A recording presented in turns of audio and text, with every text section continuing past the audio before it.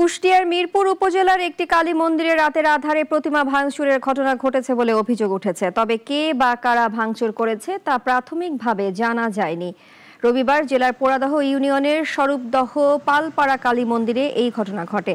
মন্দির কমিটির সভাপতি জানান, রাতে লোডশেডিং এর সময় মন্দিরে গিয়ে তিনি হাত ও মাথা ভাঙা প্রতিমা দেখতে পান। দুর্গাপুজো উপলক্ষে প্রতিমার কাজ ছিল প্রায় শেষের দিকে।